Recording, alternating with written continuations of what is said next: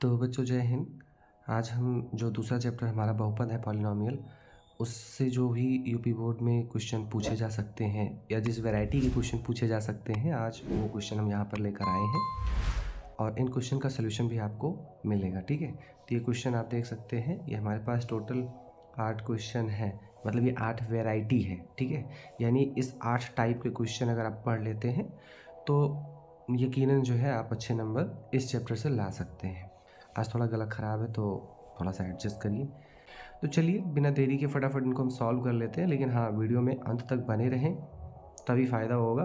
तो पूरा सोल्यूशन देख के जाइए, अच्छे से नोट करिए, उसको घर पे अच्छे से तैयार भी करिए। ठीक है, तो चलिए फटाफट हम जो है एक एक करके इसका सोल्यूशन देखते हैं। चलिए हम जो है फटाफट पहला क्वेश्चन देख लेते हैं, तब तक मैं यहाँ पर हेडिंग लिख लेता हूँ सोल्यूशन। ठीक है, मैं पता रहे कि हम क्या करने वाले हैं। तो हम लोग अभी इसका क्वेश्चन का जो है सोल्यूशन करने वाले हैं, जिसमें जो हमारा पहला क्वेश्चन है पढ़ लेते हैं अच्छे से। बहुपद एक लिखा है, क्या लिखा है, x² - 3। अब हमें इसका क्या बताना है, शून्यक। तो हमने 9th में फैक्टराइजेशन पढ़ा है, गुणनखंड पढ़ा है, तो उसको हम इसी मेथड से जो है गुणनखंड मेथड से इसको हम सॉल्व करेंगे, शून्यक पता करेंगे। ठीक है, तो सबसे पहले एक फार्मूला आपने पढ़ा होगा, a² - b² =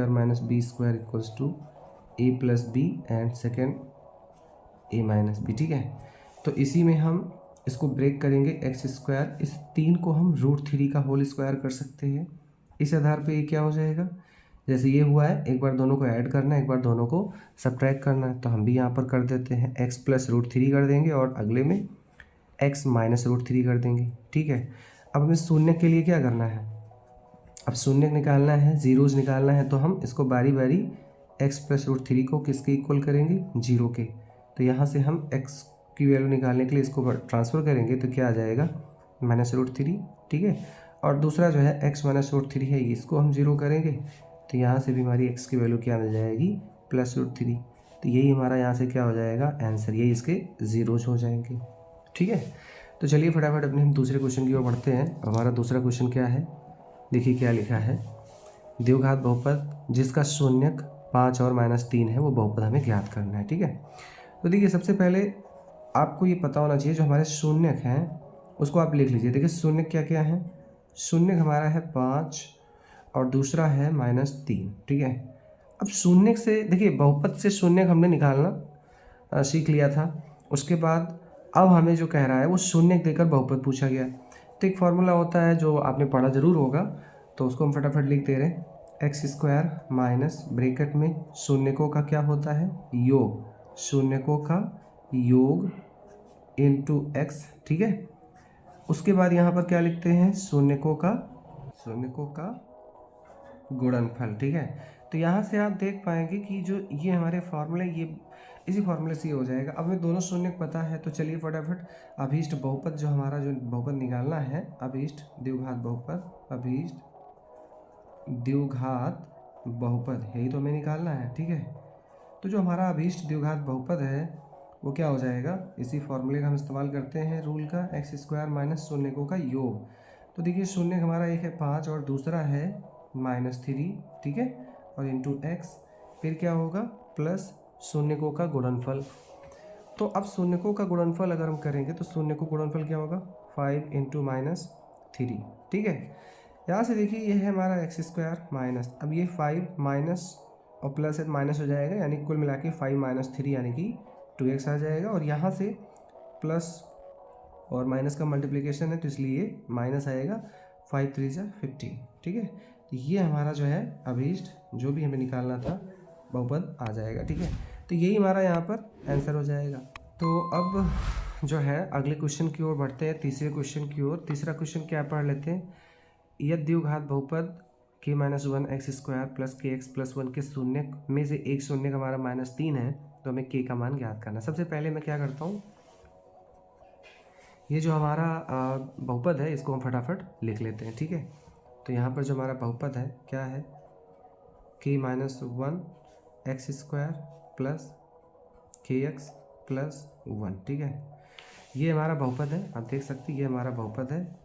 अब इसी का एक शून्यक आपको पता है, इसका जो एक शून्यक है क्या दिया है, एक शून्यक इसका जो है -3 दिया है। ठीक है, तो अब हमें यहाँ से k की वैल्यू फाइंड करके बतानी है। क्वेश्चन मतलब ये जो क्वेश्चन है इसको मैंने शॉर्ट तरीके से लिख दिया। अब देखिए इसको क्या करना है, हम जानते हैं, हम सभी जानते हैं कि जो हमारे शून्य होते हैं तो हम लिखेंगे कि चूँकि -3 बहुपद k-1 x² + kx+1 का क्या है, एक शून्यक है। ठीक है, ये तो बात सही है, हमें दिया हुआ है, इसलिए -3 बहुपद को क्या करेगा, संतुष्ट करेगा। संतुष्ट का मतलब संतुष्ट करेगा। ठीक है, संतुष्ट का मतलब होता है कि जब मैं -3 को इस दोनों मतलब x की जगह पे रखूं तो वो मतलब उसकी जो वैल्यू है वो 0 आ जाए। ठीक है, इक्वल टू 0 आ जाए। तो इस आधार पे हम क्या करेंगे, इसको समझिए। अतः अब इस -3 को हम यहाँ पर जहाँ जहाँ x है वहाँ पुट करेंगे और इक्वल टू क्या कर देंगे, 0। तो देखिए फिर क्या हो जाएगा, k-1। अब यहाँ पर x की वैल्यू क्या पुट करनी है, -3, तो -3 का होल स्क्वायर। अब यहाँ पे ये -3 ला के रखना है, तो k ये -3 और प्लस में 1। अब इसको इक्वल टू क्या करना है, 0, क्योंकि ये संतुष्ट करने का मतलब होता है कि 0 कर देना। ठीक है, तो अब जरा इसको हमें सॉल्व करना है। तो ये -3 का स्क्वायर होगा तो ये 9 आ जाएगा, यहाँ से k-1। ठीक है, यहाँ से -3 की, यहाँ से +1 इक्वल टू 0। इसको थोड़ा और ब्रेकआउट ऑफ करते हैं, सॉल्व करते हैं, तो आप देख सकते हैं कुछ इस प्रकार से आपको मिल जाएगा। अब जो है हमारे जो k वाले टर्म हैं इनको हम इकट्ठा करते हैं, ये प्लस में ये माइनस में, तो ये सब्ट्रैक्ट होके घट के क्या आ जाएगा, 6 की। ये -9 + 1 ये भी सब्ट्रैक्ट हो जाएगा, कितना आ जाएगा, -8। ये इक्वल टू क्या आ जाएगा, 0। अब क्या करेंगे, अब यहाँ से हम k की वैल्यू देखें तो ये 8/6। इसको थोड़ा और हम सॉल्व कर लेते हैं, तो देखिए क्या आ जाएगा, 2 चौके 8, 2 3 6। तो कुल मिलाकर k की वैल्यू यहाँ पर 4/3। ठीक है, यही हमारा क्या हो जाएगा, आंसर हो जाएगा। आई होप कि ये क्वेश्चन आपको ज़रूर समझ में आया है। तो अभी तक हमने ये 3 क्वेश्चन जो है सॉल्व कर लिए हैं। तो अब हम अगले क्वेश्चन की ओर बढ़ते हैं। तो बच्चों आप ध्यान से देखिए, यहाँ पर चौथा क्वेश्चन क्या है कि ग्राफ दिया है एक बहुपद का, f(x) कोई एक बहुपद है जिसमें ग्राफ उसका बनाया गया है और उसमें पूछा है शून्यकों की संख्या। ठीक है, ये चौथा क्वेश्चन। तो इसको मैं ओरली बता दे रहा हूँ, इसमें कोई ऐसी बात नहीं है, बस आपको इतना समझना है कि किसी भी बहुपद f(x) का ग्राफ x अक्ष को जितनी जगह पर, ये हमारा x अक्ष है और ये हमारा y अक्ष है। ठीक है, तो x अक्ष को y से नहीं मतलब होता, ध्यान रखिएगा, y से कोई मतलब नहीं, बल्कि ग्राफ का x अक्ष पे ये देखना होता है कितनी बार वो टच कर रहा है या कितनी बार वो कट कर रहा है। तो अगर आप गौर से देखें तो 1 2 3 जगहों पे ये इसको टच या कट करते हुए जा रहा है। तो इसलिए इसका जो शून्य होगा यहाँ पे उसके शून्यकों की संख्या कितनी हो जाएगी, 3 हो जाएगी। तो इसमें पेन नहीं उठाना है, केवल ये देखना है। ऐसे ऐसे बहुत सारे क्वेश्चन हो सकते हैं, कोई भी ग्राफ हो सकता है। जैसे कि मैं कुछ करवा दे रहा हूँ, जैसे अगर मैं कुछ ग्राफ बनाता हूँ, जैसे ये है, अब मैंने कह दिया कि ये है। अब इसमें आप देखें तो यहाँ पर केवल कितनी जगह पर, एक जगह पर इसने एक्स अक्ष को कट किया, वाई से नहीं मतलब है। तो इसका कितना सोल्यूशन हो जाएगा, यानी कि शून्य हो जाएंगी, एक। यही अगर मैं ऐसे कुछ ग्राफ बनाऊँ इस प्रकार से, ऐसे, तो आप देख सकते हैं ये हमारा एक्स अक्ष है और ये हमारा वाई अक्ष है। इसमें अगर मैं पूछूं कि टोटल इसमें कितने हमारे जो है शून्यक हैं, तो आप देख सकते हैं इस ग्राफ ने कहीं पर भी एक्स अक्ष को टच या कट नहीं किया है। ठीक है, तो इसमें जो शून्यक होंगे वो कितने हो जाएंगे, 0 हो जाएंगे। ठीक है, ऐसे बहुत सारे क्वेश्चन इस पे बनाए जा सकते हैं अलग अलग वैरायटी के। तो आप इतना बस यही बेसिक रूल समझें कि वो ग्राफ जो है एक्स अक्ष को कितनी जगह पे टच या कट करता है, ये बेसिक चीज़ें, उसी को ध्यान रखना। जैसे भी आ गया, तो देखिए यहाँ पर ये कितनी जगह पर आ रहा है, अगर ये वाई अक्ष है, ये एक्स अक्ष है, अगर पूछे इसका शून्य क्या होगा, तो आप देख सकते हैं 1 2 3 और 4 जगहों पे कट करता है। तो इसके टोटल जो शून्य होंगे, सोल्यूशन होंगे, वो क्या हो जाएंगे, 4। आई होप ये बात समझ में आ रही होगी। अब हम मूव करते हैं, ये तो चौथा था, मूव करते हैं 5वें क्वेश्चन की ओर। 5वां क्वेश्चन क्या कहता है, ध्यान से देखिए। एक आपको हमें जो है एक बहुपद दिया है द्विघात का, वो क्या है, 3x² - 4x - 5। अब यहाँ पर हमसे पूछता है कि इनके जो शून्यक हैं, ठीक है, शून्यकों का योग और साथ ही साथ हमें क्या बताना है, गुणा, यानी शून्यकों का योग और गुणा या गुणनफल जो होगा वही हमें बताना है। ठीक है, तो अगर हम यहाँ पर देखें इसको तुलना कर लें तो एक्स स्क्वायर का गुणांक हमारा ए होता है, वाई स्क्वायर का विथ साइन चिन्ह के साथ जो हमारा गुणांक होता है वो उसे हम बी बोलते हैं, और चिन्ह के साथ जो हमारा कांस्टेंट यानी अचर पद है उसे हम सी बोलते हैं। तो हमें अच्छे से पता है, नहीं पता है तो यहाँ से देखते चलें कि शून्यकों का जो योग होता है, शून्यकों का योग वो फॉर्मूला क्या होता है। बहुत बच्चे इसको ऐसे पढ़ते हैं माइनस बी अपॉन ए, ठीक है, या इसको ऐसे समझे कि माइनस एक्स का गुणांक बटे एक्स स्क्वायर का गुणांक, ठीक है, ये ऐसे भी आप समझ पाएंगे। तो अब आप देख सकते हैं, अगर आपको ये तो मैंने लिखा है फॉर्मूला बताया, नहीं तो इतना लंबा लिखने की कोई ज़रूरत नहीं है। तो अब देख सकते हैं ये फॉर्मूला है माइनस एक्स का गुणांक बटे एक्स स्क्वायर गुणांक, या जो बच्चे इस तरह समझते हैं माइनस बी अपॉन ए वो भी समझ सकते हैं। तो अब देखिए माइनस, अब यहाँ से बी या कह लें कि एक्स का गुणांक, जो भी कहें एक दोनों में से एक समझे, तो इसके हिसाब से देखिए एक्स का गुणांक क्या हो जाएगा -4। तो यहाँ पर क्या लिखेंगे -4, और बटे में क्या है एक्स स्क्वायर का गुणांक कितना है 3, ठीक है। तो इसको थोड़ा अगर सॉल्व करेंगे तो माइनस माइनस प्लस 4/3, यानी कुल मिलाकर अगर हम देखें शून्यकों का योग हमारा 4/3 हो जाएगा। इसी प्रकार से आप फटाफट देखिए शून्यकों का गुणनफल भी कर सकते हैं, शून्यकों का गुणनफल। अब ये क्या होता है, कुछ बच्चे इसको ऐसे याद रखते हैं सी अपॉन ए, लेकिन मैं समझता हूँ इसको ऐसे याद रखना ज़्यादा अच्छा है, अचर पद बटे एक्स स्क्वायर का गुणांक, ठीक है, अचर पद बटे एक्स स्क्वायर का गुणांक। तो अब देखिए यहाँ पर अचर पद क्या है, चिन्ह के साथ लेना है -5 और एक्स स्क्वायर का गुणांक यानी कि ए, जैसे आप इससे भी समझ सकते हैं, तो कितना है 3। तो ये हमारा आ जाएगा शून्यकों का योग 4/3 और शून्य का गुणनफल -5/3। तो ये हमारा आंसर हो जाएगा, ठीक है। अब हम अगले क्वेश्चन को करते हैं। तो देखिए बच्चों, यहाँ पर जो हमारा छठवां क्वेश्चन है वो ये है कि एक बहुपद है पी एक्स स्क्वायर -3x + 8, और इसके जो शून्य है उसका गुणनफल 4 दिया है, तो हमसे p की वैल्यू पूछी गई। तो सबसे पहले हम यहाँ पर देखिए छठवें क्वेश्चन में हमने बहुपद लिख रखा है पी एक्स स्क्वायर -3x + 8, और जो यहाँ पर शून्यकों का गुणनफल है, शून्यकों का जो हमारा शून्यकों का गुणनफल ये कितना दिया है, ये हमको अगर आप ध्यान से देखें तो ये हमको 4 दिया है, और हमसे पूछा है p का मान, ठीक है। ये क्वेश्चन यहाँ पर हमारा क्लियर है, एक बहुपद उसका गुणनफल शून्य का 4, p की वैल्यू बताना है। तो हम जानते हैं कि चूंकि शून्य का गुणनफल जो होता है वो क्या होता है, अभी ऊपर देखा था हमने शून्यकों का गुणनफल, ये क्या होता है, शून्यकों का गुणनफल ये होता है c/a, यानी कि अचर पद बटे एक्स स्क्वायर का गुणांक, ठीक है। तो यहाँ से आप देखिए ये वैल्यू हमको पहले ही कितनी दी है, ये दिया है 4। अब इधर हम क्या करेंगे, अब c/है, c कितना है आप देख सकते हैं 8, a कितना है p, ठीक है। तो यहाँ पर क्या लिखेंगे, c की जगह पर 8, a की जगह पर p लिख देंगे, और ये इक्वल हमें पहले से कितना दिया है 4, ठीक है। अब इधर हम मल्टीप्लाई कर देंगे, इसका इधर बटे एक मान का इसका इधर, इसका इधर, इसका इधर करेंगे तो देखिए यहाँ से, चलिए नीचे लिख देता हूँ, तो यहाँ से आ जाएगा 4p और यहाँ से आ जाएगा 8 × 8। तो यहाँ से जो p की वैल्यू है वो क्या आ जाएगी 8/4। तो फाइनली जो हमारा p सॉल्व होगा वो 4 × 4 × 8, यानी p की वैल्यू 2 आ जाएगी। तो इस क्वेश्चन में जो पूछा गया था कि बहुपद शून्य का गुणनफल 4 है बहुपद का, और p का मान, तो p का मान हमारा 2 आ गया। तो आई होप की बात अच्छे समझ में आ गई होगी। अब फटाफट बिना देरी के हम फटाफट 7वां क्वेश्चन कर लेते हैं।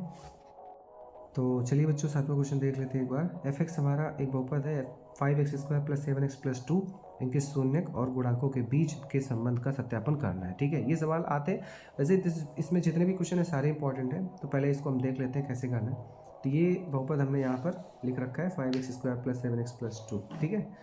तो अब सबसे पहले काम इसमें आपको करना क्या होता है, इसको पहले आप सॉल्व करके इसका शून्यक निकालते हैं, ठीक है। तो चलिए फटाफट इसको हम क्या करेंगे, इसका शून्य ज्ञात करेंगे। तो कैसे करना है, अचर पद वो लेते हैं और जो एक्स स्क्वायर का गुणांक होता है ये आपस में गुणा करते हैं। फिर से देख लें, अचर पद लेते हैं, जो भी अचर पद है इसमें चिन्ह से मतलब नहीं होता है, अचर पद और जो एक्स स्क्वायर का गुणांक है इसको आपस में गुणा करते हैं। कितना आ गया 10।